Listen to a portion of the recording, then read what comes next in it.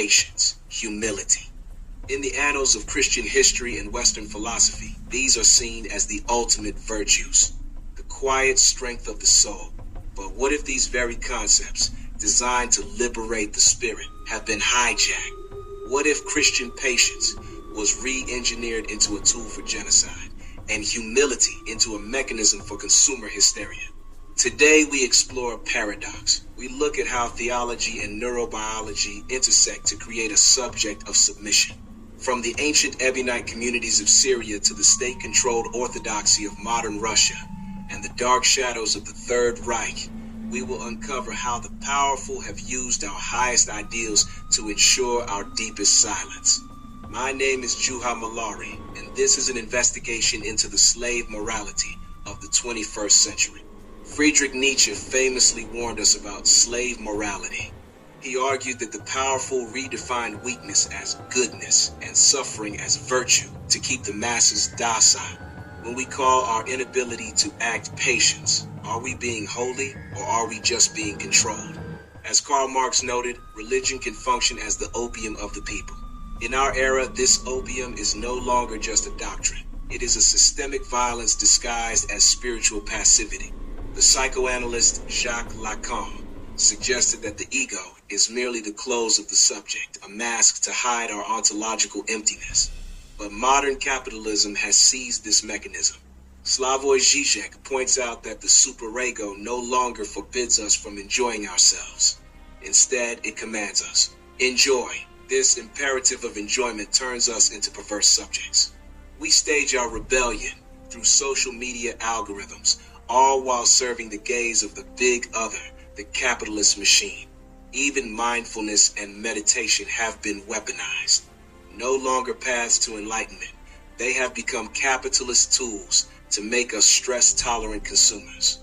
As Žižek argues, meditation often helps us close our eyes to systemic injustice, seeking a passive peace while the world burns. This isn't just philosophy, it's biology. We are living in the most manipulated era in history. Tech giants have hacked our dopamine systems to turn us into cloud slaves. Dopamine was designed to reward effort. Today, it's detached from exertion. Constant, instant gratification erodes our capacity for genuine patience and resilience. Dr. Anna Lemke warns that our dopamine systems are broken due to overstimulation. This leads to cognitive flexibility loss. We literally lose the ability to change our minds.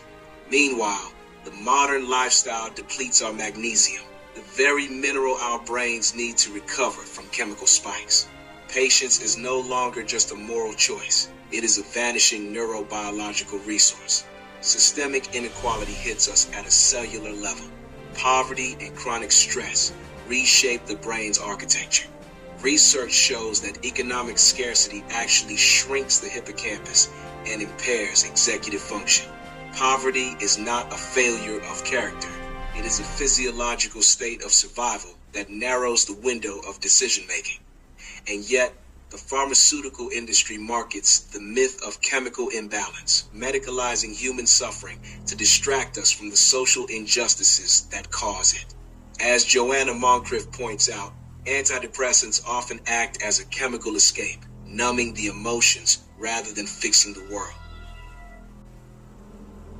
The most chilling example of virtues being weaponized is found in the history of the German Lutheran Church during the Third Reich. During the 1930s, the Nazi regime subjected the church to totalitarian control.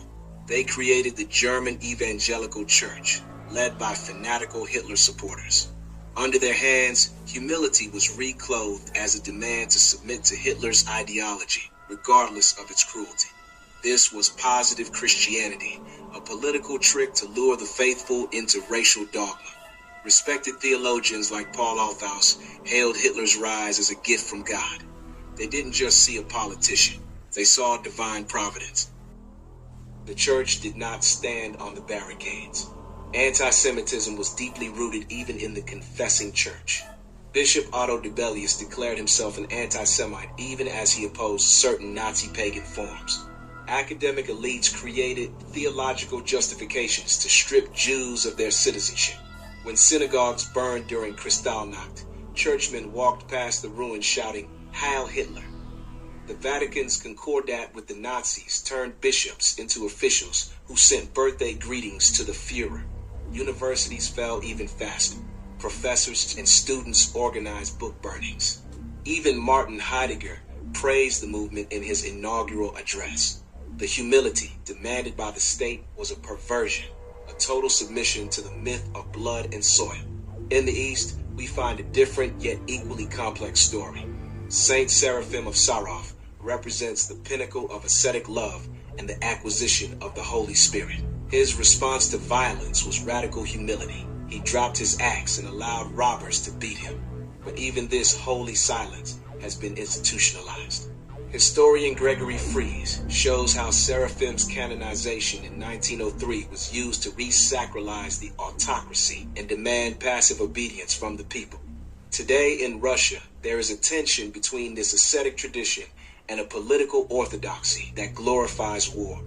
Figures like Archpriest Andrei Takachev have risen to the core of the ecclesiastical elite. For Takachev, the state, family, and church are organic structures where the individual must be ground down by blind obedience. This is the masculine theology of manly patience, a tool for Alexander Dugin's idea of Russia as the katechon, the shield against the Antichrist. Here, humility is a promise of future power, provided you endure the current agony of the state. In contrast, priests like Konstantin Korbanov offer a pastoral asceticism. He sees modern sin as a result of pure impatience, the inability to face the boring routines of life as a spiritual training ground. Patience at the kitchen sink is seen as radical resistance to modern overstimulation. But we must ask, where does spiritual growth end and state control begin? True freedom begins when we dare to face our fragility without false security. As I have argued in my work, when theology becomes a weapon of state control, it ceases to be about the salvation of the soul. It becomes mere management. Holiness lives in the inner resistance of the spirit, not in the grandeur of empires. Patience and humility, when reclaimed from the hands of the master signifiers, are the keys to liberating the subject. They free us from the chemical numbing of big pharma and the psychological chains of political ideologies. We must learn the radical acceptance required in a world of polycrisis, as Sarah Wilson suggests, not as cynical submission, but as the ability to live without the illusion of control.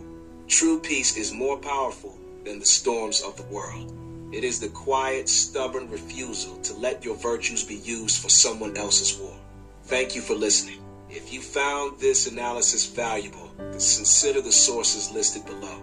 Keep your spirit critical and your heart vigilant.